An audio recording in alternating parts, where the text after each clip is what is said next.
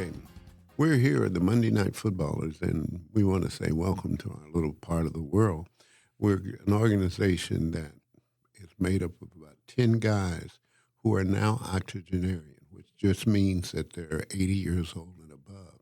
And we're here to halt the lack of history that is handed off to our next generation. So we're here to record our history, mostly about the Chiefs, mostly about sports, but also about different activities that come up along the way that we ought to all take hold of, or at least write down. And but we've been doing this for 55 years now, and we record our efforts our conversations in the Kansas City Call, which is the longest living newspaper, black newspaper, west of the Mississippi, or in the Southwest most important daily newspaper. But anyway, it's kind of a history. So we've joined together to record our conversations and also be a major part of the Kansas City Call and its mission. But today, let's get into it. You know, we said we talk about the Chiefs, and we've got Harry Seipert here, who has an amazing penchant for facts, and we like him in Monday Night Footballers because he keeps up with all the things that are going on in sports, but particularly our Kansas City Chiefs. He's sort of an opinionated statistician. And we also have Trevor Powell here with us today, who's just kind of listening in as a young person who is the receiver of, or at least the beneficiary of, all that we do. And he's a columnist here at the Kansas City Call as well. So say hi there, Trevor. Hi. How's it going? Oh, we're fine. And we're going to get you into this after we talk about today. We know what's going on with these Washington Commanders. And there's a story behind them, Washington Commanders, that many people don't know. They ain't always been the Washington Commanders, have they, Harry? No. Tell me a little more Washington about them. Redskins. They were the Redskins, exactly. I still call them the football team from Washington, so the Commandos stuff, But why would I make a point of that, Harry? That they've changed their name? They've changed their names, and they didn't just change their names. There was pressure on to change their names because, it was offensive to the Indian community or the Native American community. And the second part is they named it something called the Commanders, which in itself is a word that works on our innermost thoughts. It means that they command from the top. So the Commanders was no accident, and it also has usual and customary military suggestions. But the Chiefs are going to play them tonight right here in Kansas City. And, of course, we're great fans of the Kansas City Chiefs, but we got to remember that they used to be the Washington Redskins. And, of course, at that time, many people even remarked that maybe the Chiefs are getting a getaway because the Chiefs also named their team, and it implies Native Americans, the Chiefs. Would you agree with that? Not really. Chiefs was really named for the mayor of Kansas City, H. Rod Bottle. He was called the Chiefs. So that's what they're saying now, so they're not included with the Native American. They said it had nothing to do with Native Americans. When the Chiefs first moved here, there was a map of Missouri with a Native American running across Missouri. So that was the Chiefs symbol when they first came to Kansas City. Okay, you're tuned in here to the Monday Night Footballers podcast, and we are a bunch of octogenarians, 80-year-old men and above, and we just get together 2 or 3 times a week to talk not only about sports, but about what's going on around us.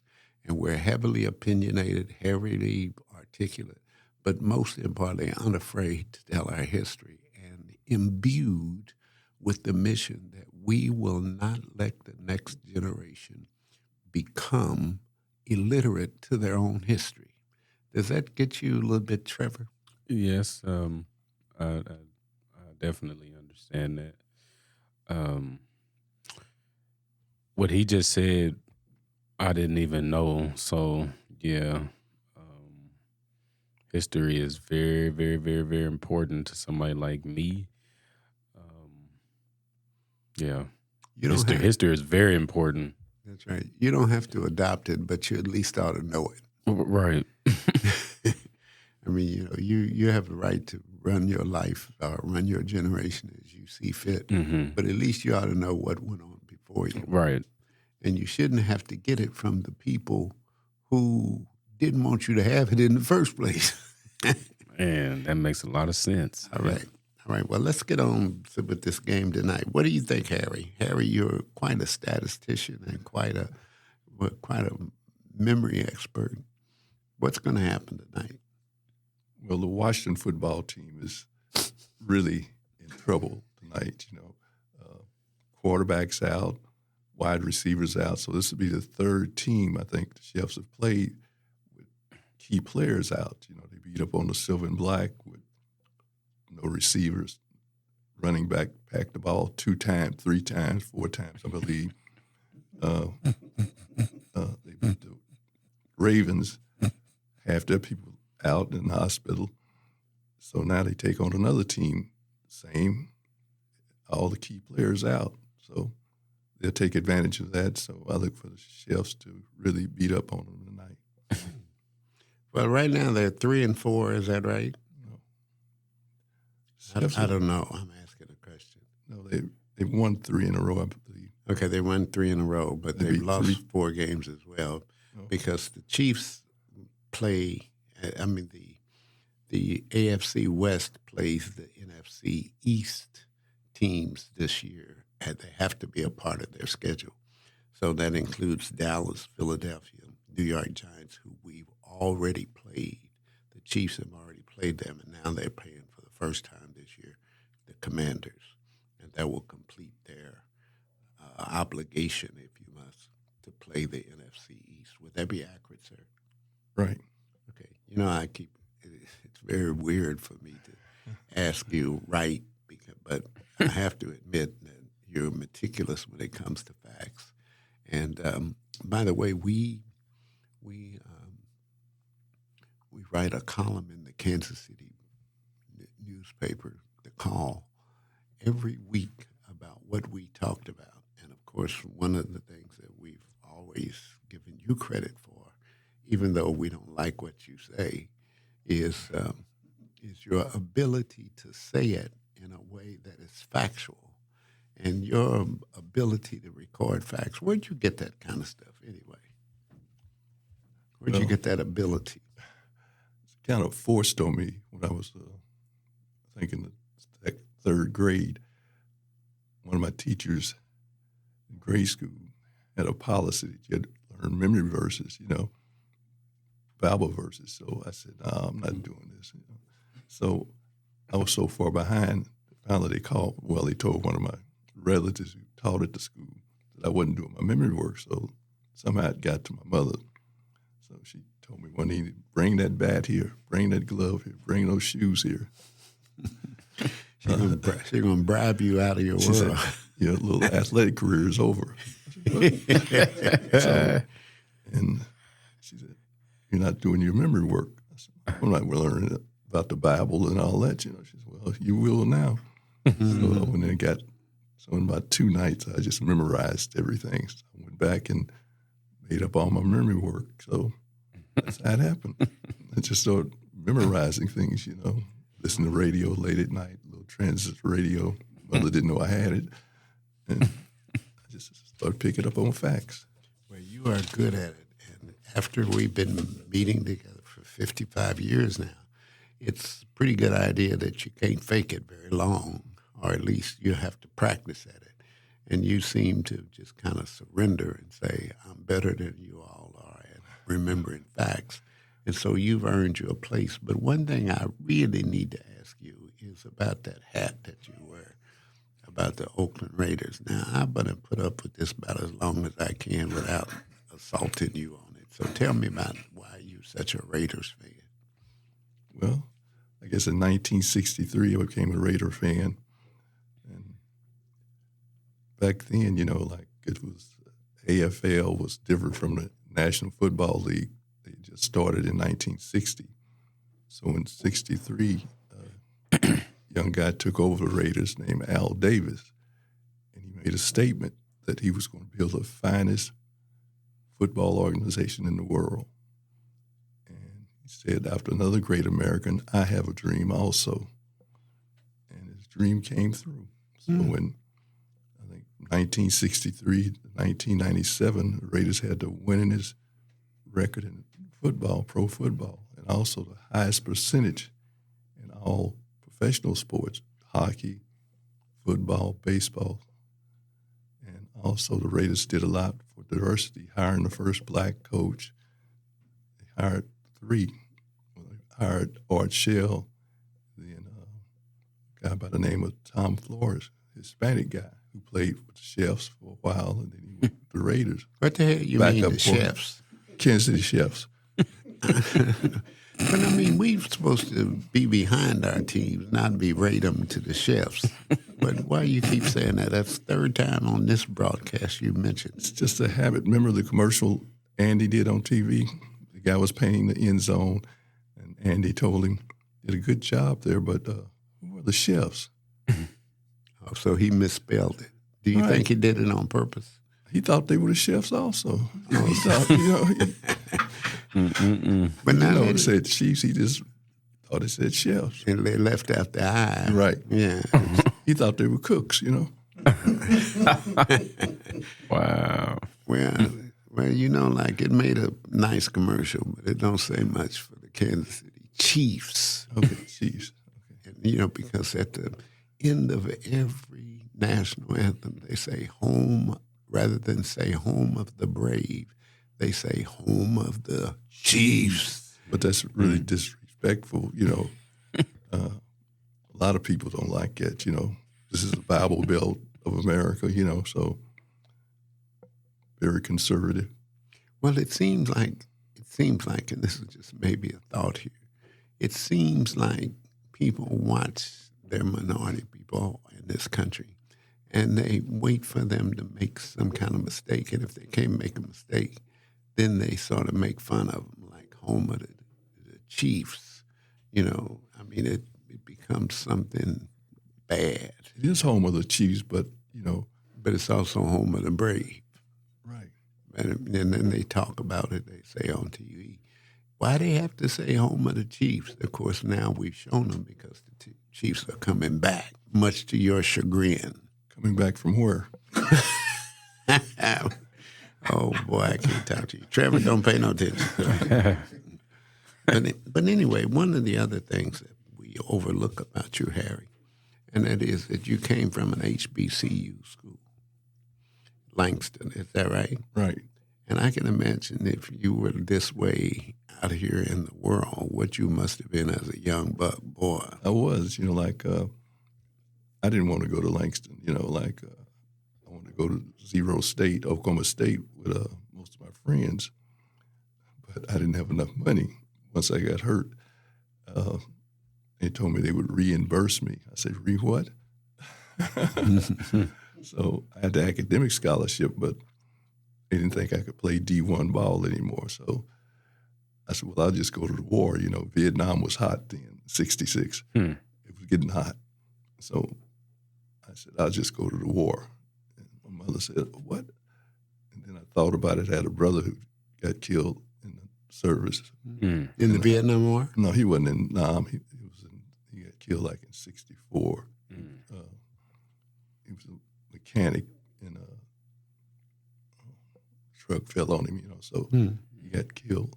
So I couldn't do that to my mother. So I said, well, she said, since you like that ball, and why don't you go to Langston? I said, Langston? Oh, no. I'd been spoiled, like having the best things in education and all that. I didn't think Langston had that. So, because my sister went there, so I said, well, I guess I'll go to Langston. I didn't know my relatives had gone to Langston,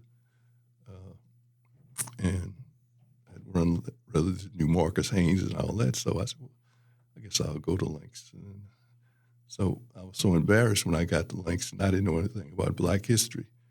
I was just ignorant, So every evening I'd go to the library and just read, and memorized everything because they were talking about. Because you didn't do them damn Bible verses. That's why you got that. You had to do that, right? Learning about Malcolm and all, and about Dr. King, and I knew nothing except about Paul Lawrence Dunbar, where I went to school. I knew about him, and I'd never heard of any Black people hardly, So wasn't any newspaper. It was newspapers, but didn't read.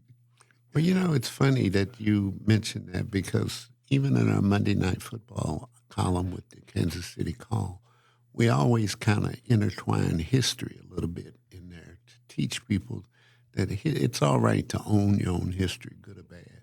I mean, now some people like you have a problem with owning your own past because if I was the mayor of this Kansas City now, I'd have you way out somewhere in the boondocks because I don't know what you wearing that hat and that jacket, right here, and that just said something to me. It just must be faithful to your organization. What they've done for minorities and all, and the colors or something. But hear me and Trevor. They're not clown colors and clown colors. The silver and black. Read your history. You got to be the only person in town that's against the Chiefs. I'm not against the Chiefs. Okay, what are you then? What do you call it? I'm not against the Chiefs. I just, like you sound like somebody from Oklahoma, Ogie from Oklahoma. I wasn't from Muskogee. Know a lot about Muskogee. We don't smoke marijuana in Muskogee. They were doing LSD and stuff like that in Muskogee. It was the LSD capital. I'm a friend from Okmulgee County. Muskogee County and Okmulgee County, the same, Well, you're the type of person that people ought to know exists because in our column we refer to you as that Harry Cypher. In other words, we don't own you, we didn't make you, we don't have nothing to do with you, just like they do with our history. They sort of keep their distance, if you must. So that's why we refer to you as that Harry Cypher. But anyway, let's get some wording here. We'll talk about this more and more as we go along because we only have a half an hour on this podcast. We'd like to certainly thank the Kansas City Call and many other people about adopting our way of thinking. But it's not really our way of thinking. It's just the way of thinking of people. And, of course, one of those people that we have with us today is Trevor Powell, who has a very strong family history. And we're going to get to know him because he's a columnist also here at the Kansas City Call. And somehow or the other, these conversations ought to be written down. So welcome to the show, Trevor. But more importantly, I hated that you had to witness this free fall over here. But That's all right. Well, I mean, it's factual, and we learn a lot from each other in the process. And, of course, we only have one rule, and it's ever been talked about. You can say anything you want to, but the only rule is that you can't go home mad. Now, that alone is probably the biggest lesson in conflict resolution ever because that's what causes crime, or causes atonement or at least violence, is because you keep it in your mind. And when you keep it in your mind, you sort of let it don't go away. It kind of keeps agitating. So it's kind of like it just happened the day it happened, but it continues on. And we want to make sure here in the Monday Night Football that we record the good things that were talked about. But most importantly, think of people like you who will inherit this at one time. So what do you think about this, our way of kind of like communicating with the next generations? I think it's definitely needed. It's needed. I'm definitely willing to learn and take in as much as I can because I'm learning and growing. And one thing I do understand about life is that no matter how old you are, you always gonna learn something. So I think that this is for as far as my generation, we do need to like kind of tune in more to what the elders have to put out there for ain't but us. one elder at this table, and that's Yeah. that Harry Cypress. But yeah, I was with my grandmother and my great aunt over the weekend. We had went out to eat, and I was just listening to my auntie talk about Donald Trump. And I was quiet. I was listening, you know. So yeah, I think it's good to hear, like I said, what the elders have to say and how they see things, knowing that they are before me and kind of looking up to y'all. So yeah, that's really how I feel about that. I don't want to make this a political kind of podcast, but you mentioned Donald Trump. You know, I call him Nebuchadnezzar 2025. Wow. Okay. So, but anyway, you come from a rich family history. Tell us just a little bit about your family history. Well, my father is from Arkansas. My mother was born in California, and then she moved. Then my grandma, which is her mother, they moved here to Kansas City. What years are we talking about? My mother was born in 1970, and my father was born in 68 or 69. Both have passed on, but there are things that I'm still learning about my family or whatnot as time goes on. So yeah. Well, to us, you represent the receiver or the beneficiary of our conversation. Mm-hmm. So we just thought you should be up here listening to that Harry Cypress and just hear it firsthand. And what are you going to do with all this information that you gain? Just try to use it. Be intelligent enough to use it for what it's worth, and when I need to use it, so because that's what it's for. Okay. For yeah. Well, we're going to ask you that question again and see if it gets better and more Right. in depth. Okay. Right. It's kind of like, when you go to college, they take so much time kind of filling you out or telling you what it's going to be like. Mm-hmm. And very few people read it. And it's really funny that I had a couple of people that sat beside me who were of the other persuasion. And of course, I was wondering, like, why'd I get a B and then they got an A, and we virtually said the same thing. And both the lady and the man pointed out that, you see, you don't have our history. And I looked at that. We've been living separate histories. So do you feel like we live separate histories? Are we still living separate histories? Do you feel that way? From everybody else in the world? Yes. Yes, I definitely feel it and see it. We are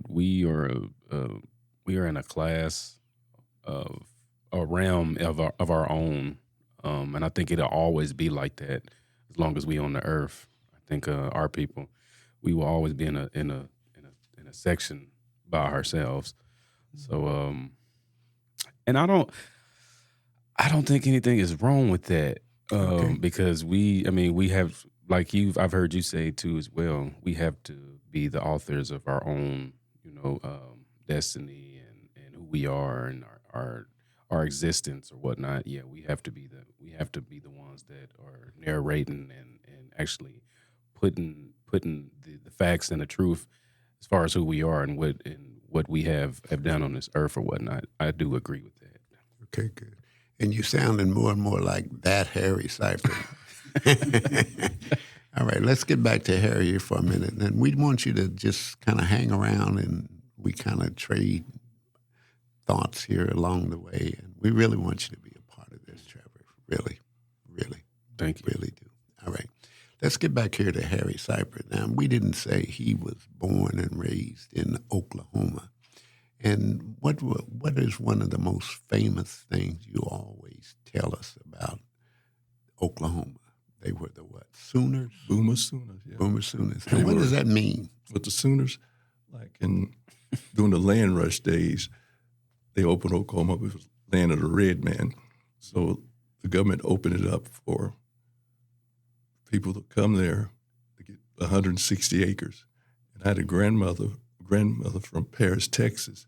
She came up in 1889 and in the land rush from Paris, and the people who left early that morning, they called them the Sooners because they left early before the 12 o'clock deadline. And the ones that left later, they called them the Boomers. So it was Sooner Boom. You see that little schooner. So the most people came with the wagons. That's what you call a wagon. You see them come out there whenever you score a touchdown. Mm-hmm. Most of the guys be drunk and all that, driving it, and falling off and stuff, So it was a big deal to go to Orange Stadium when I was a little boy. When I was a teenager, we'd go see the Sooners play, and the wagon would come out and go around. So the fight song, Boomer Sooner, Mm-hmm. Well, that gets us back to where we started on this conversation about this whole thing about the Chiefs and the Redskins. Now, Oklahoma is Indian country, is that right? Right. It was.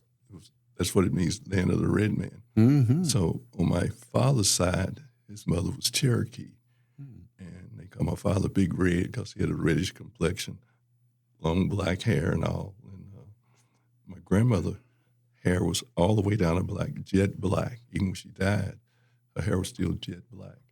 And on my mother's side, like I said, she was from Paris. They were from Texas.